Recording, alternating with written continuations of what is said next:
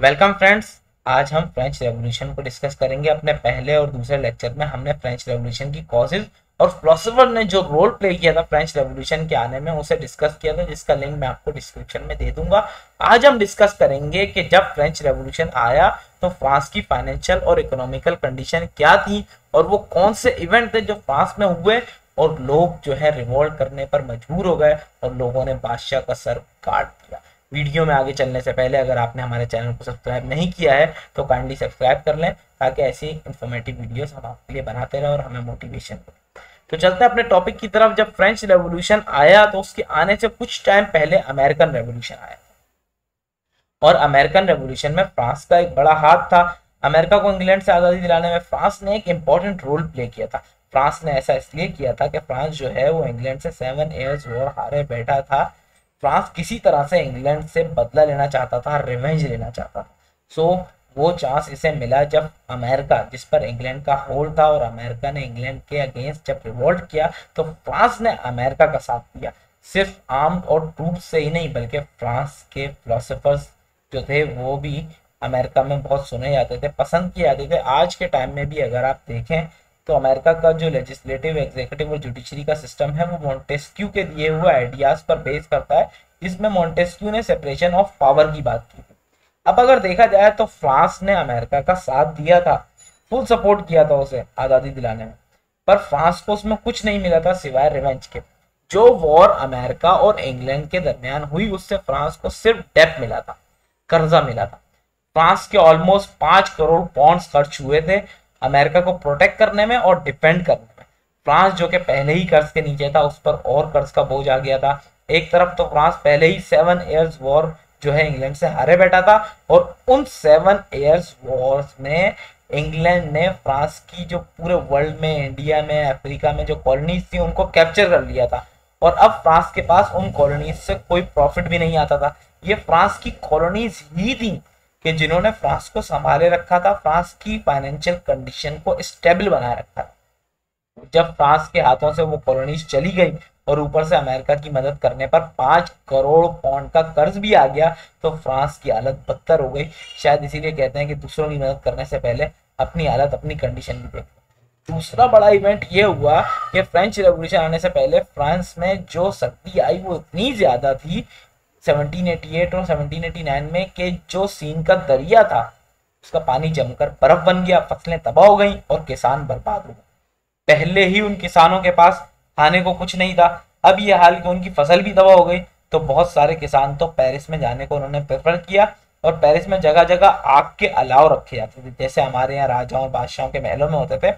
हमारे यहाँ तो अलाव इसलिए रखे जाते थे ताकि रोशनी की जाए, पर फ्रांस में इसलिए रखे गए कि लोग इस सख्त सर्दी में ठिठर कर मर ना जाए। लोग एक झुंड बनाकर बैठ जाते थे और किसी तरह सर्दी के चले जाने का इंतजार करते रहे।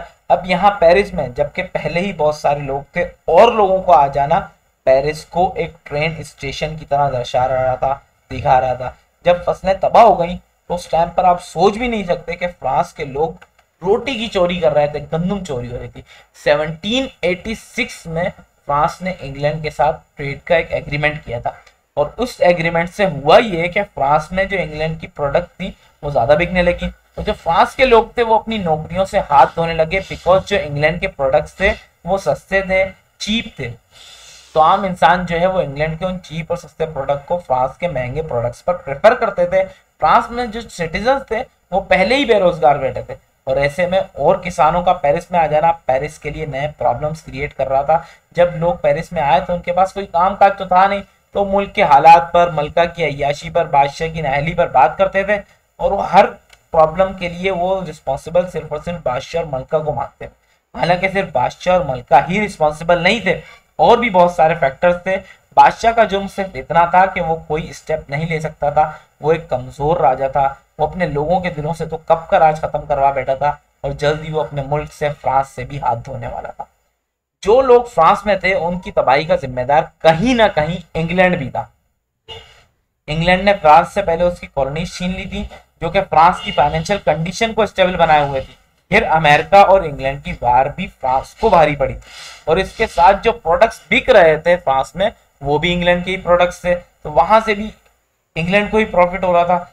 इसके बावजूद जो फ्रांस के लोग थे वो इंग्लैंड के बारे में कहते थे कि ये पैराडाइज है, स्वर्ग है, जन्नत है जमीन पे, पैराडाइज ऑन अर्थ कहा करते थे उसको, क्योंकि इंग्लैंड में एक डेमोक्रेटिक मोनार्की थी। इंग्लैंड ना सिर्फ फ्रांस और यूरोप से बिजनेस कर रहा था, बल्कि वो असल कमाई तो अफ्रीका से और उससे कहीं ज्यादा तो इंडिया से कर रहा था। आप देखें कि उस टाइम में फ्रांस जो है वो इंग्लैंड को पैराडाइज ऑन अर्थ कहता है, और इंग्लैंड बिजनेस करता है कहाँ से? इंडिया से, एशिया से, अफ्रीका से।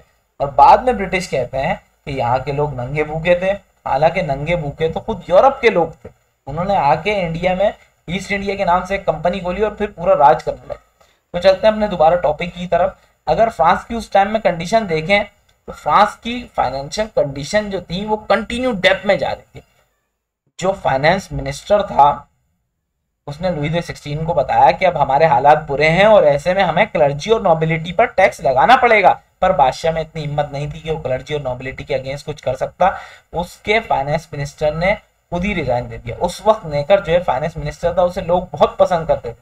जब ये बात लोगों को पता चली कि नेकर को हटा दिया गया है फाइनेंस मिनिस्ट्री के डेजिग्नेशन से, तो लोग पागल हो गए, एक क्राउड की में कन्वर्ट हो गए और थर्ड स्टेट के लिए प्रोटेस्ट करने लगे। जो आम लोग थे वो थर्ड स्टेट से बिलोंग करते थे, वो नेकर को अपना मसीहा, अपना देवता समझते थे। वो समझते थे कि नेकर एक अगर इस पोस्ट पर रहा तो जरूर एक दिन फ्रांस की कंडीशन को इम्प्रूव कर देगा, बेहतर बना देगा। और नेकर ने ऐसा करने की कोशिश भी की।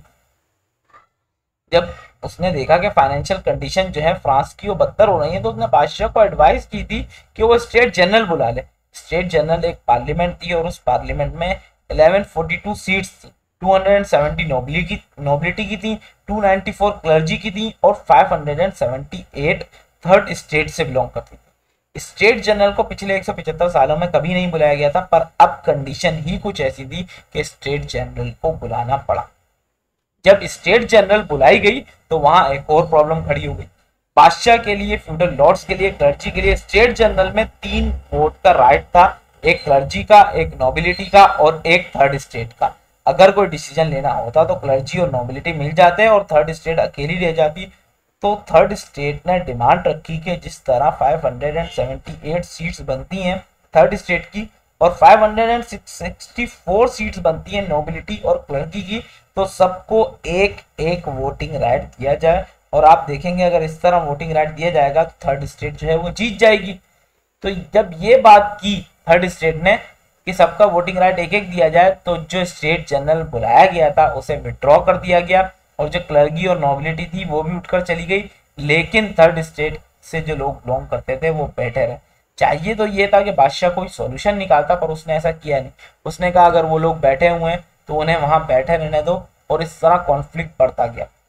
नेक्स्ट डे जब वो लोग आए तो उन्होंने देखा कि बाहर ताला लगा हुआ है और उन्हें रोका जा रहा है। तो साथ में ही एक टेनिस कोर्ट था, वहां वो सारे लोग चले गए और वहां जाकर उन्होंने टेनिस कोर्ट में एक ओथ ली, जिसे टेनिस कोर्ट ओथ कहा जाता है। उस ओथ में उन्होंने कहा कि जब तक हम लोग एक कॉन्स्टिट्यूशन ना बना दें फ्रांस के लिए, हम आराम से नहीं बैठेंगे। नेकर जो है लुई द 16 को समझा रहा था कि आपको थर्ड स्टेट की बात को सुनना चाहिए। वो 96% है फ्रांस की पॉपुलेशन का, पर बादशाह कुछ सुनने को तैयार नहीं था। वो अपने भाई मलिका, नोबिलिटी और क्लर्की के दबाव में था।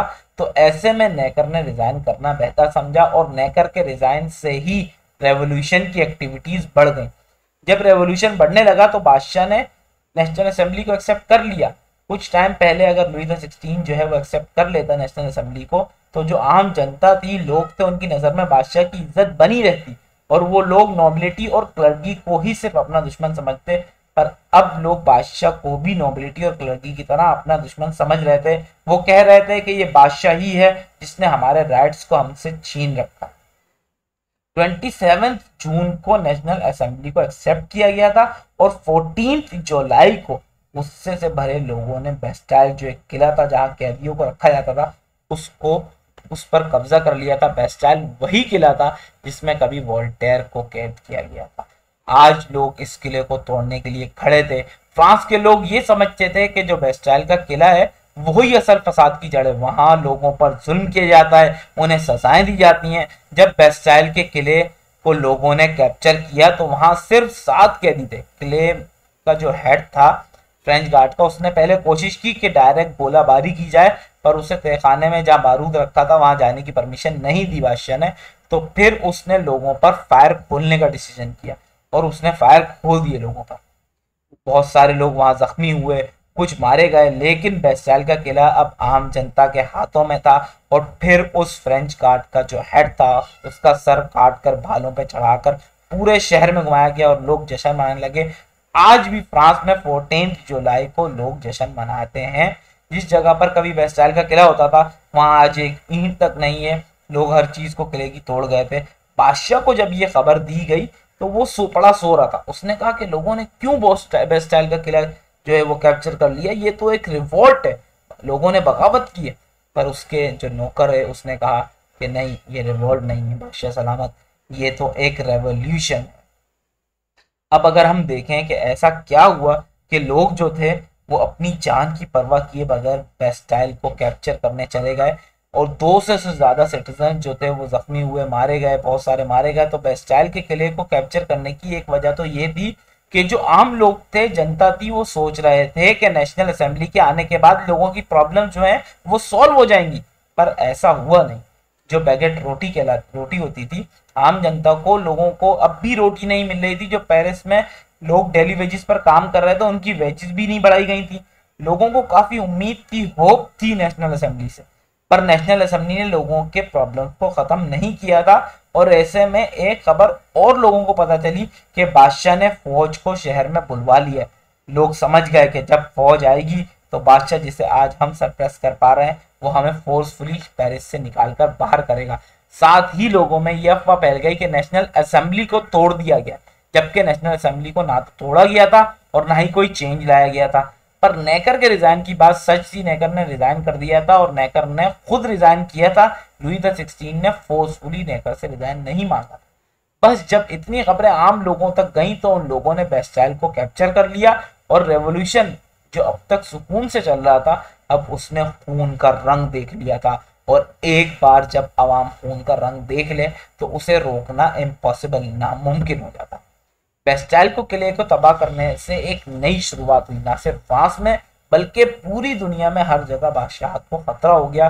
बेस्टाइल का किला जब तबाह हुआ तो बोरबोन खानदान जो फ्रांस पर राज करता था अब एक कठपुतली, एक पपेट बनकर रह गया।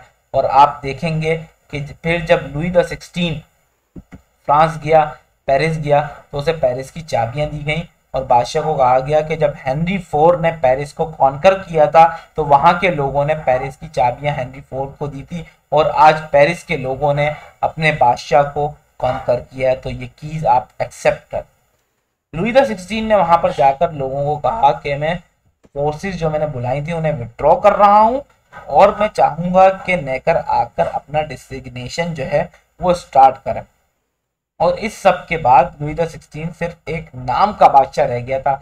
अब असल पावर जो थी वो नेशनल असेंबली के हाथ में थी। क्योंकि उसने नेशनल असेंबली को एक्सेप्ट कर लिया था तो सारी की सारी पावर जो है वो नेशनल असेंबली के पास चली गई थी।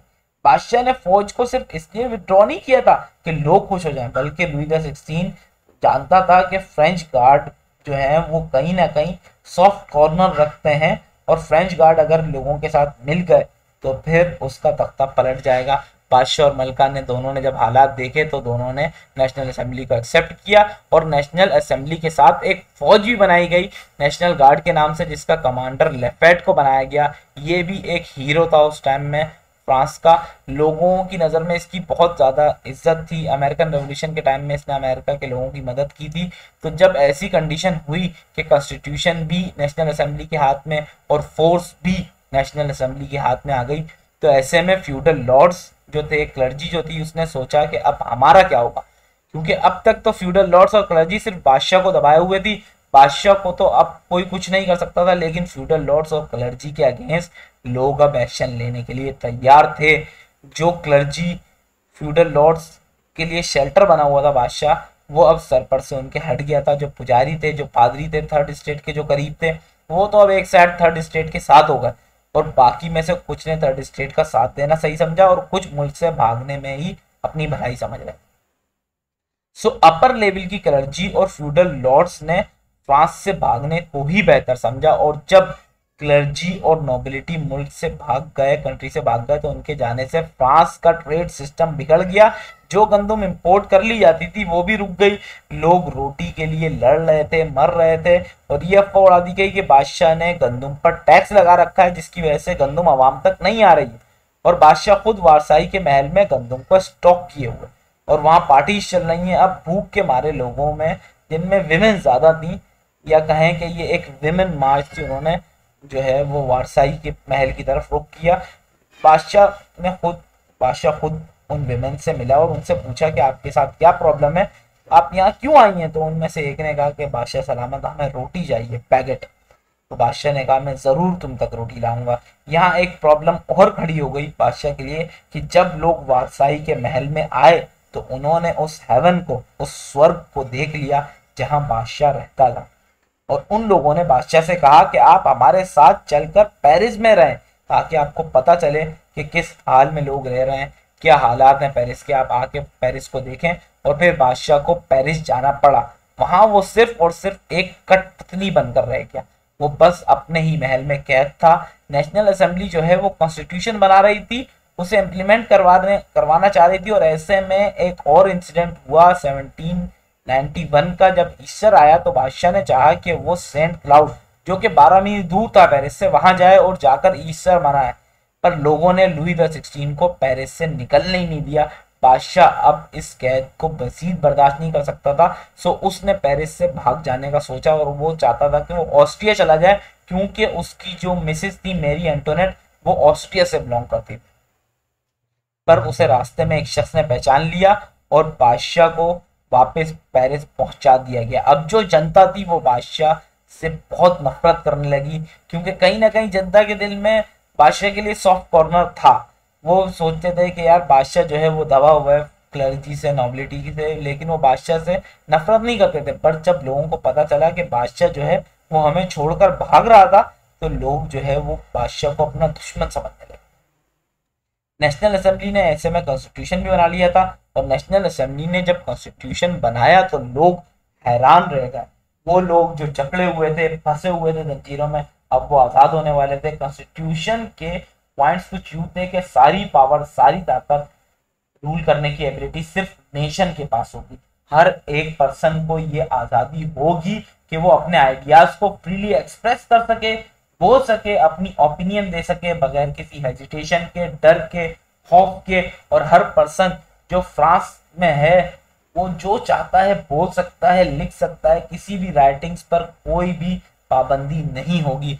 कानून सिर्फ और सिर्फ उन चीजों पर रोक टोक लगाएगा जो कि इंसानियत के अगेंस्ट होंगी। आम जनता को, आम लोगों को तंग नहीं किया जाएगा। फौज का काम सिर्फ और सिर्फ प्रोटेक्ट करना होगा। फोर्सेस सिर्फ जनता, आम लोगों के बेनिफिट के लिए काम करेंगी, ना कि उन्हें हार्म करेंगी। कोई भी पर्सन अपने बिलीफ, अपने रिलीजन की वजह से प्रोसिक्यूट नहीं किया जाएगा। हर शख्स को, हर पर्सन को रिलीजन की आजादी होगी। जितने भी लोग फ्रांस में हैं, चाहे वो किसी भी सोसाइटी से बिलोंग करते हो, उन्हें इक्वालिटी दी जाएगी, सबको इक्वल ऑनर, बराबर इज्जत दी जाएगी। 12th सेंचुरी के मैग्ना कार्टा के बाद ये एक बहुत बड़ा कदम था जो आम लोगों के लिए उठाया गया। उनकी हजारों सालों से बंधी बेड़ियों को तोड़ दिया गया था। और आप देखेंगे कि उस कॉन्स्टिट्यूशन का और फ्रेंच रेवोल्यूशन का पूरे वर्ल्ड पर इफेक्ट पड़ा। जहां जहां तक लोगों को पता चला, लोग रिवोल्ट करने पर, जुल्म के खिलाफ अगेंस्ट खड़े हो गए। कॉन्स्टिट्यूशन के बाद बादशाह का ट्रायल चला और उस पर फ्रांस के खिलाफ होने का और ऑस्ट्रिया की फौज को बुलाकर आम लोगों को मरवाने का इल्जाम लगाया गया। और फिर वोटिंग की गई तो मोस्टली लोगों ने बादशाह के लिए डेथ पेनल्टी का ही वोट किया। और फिर बादशाह को ले जाया गया और ले जाके वहां उसे बांध दिया गया। और बांधने के बाद ग्लोटीन कर दिया गया, उसका सर काट दिया गया। इस तरह वो रेवोल्यूशन जो रोटी ना मिलने पर लोगों ने शुरू किया था, वो बादशाह के कत्ल के साथ खत्म हुआ। कंटेंट अच्छा लगा हो, वीडियो समझ आई हो, तो आप चैनल को सब्सक्राइब करें, वीडियो को लाइक करें। Thanks for watching.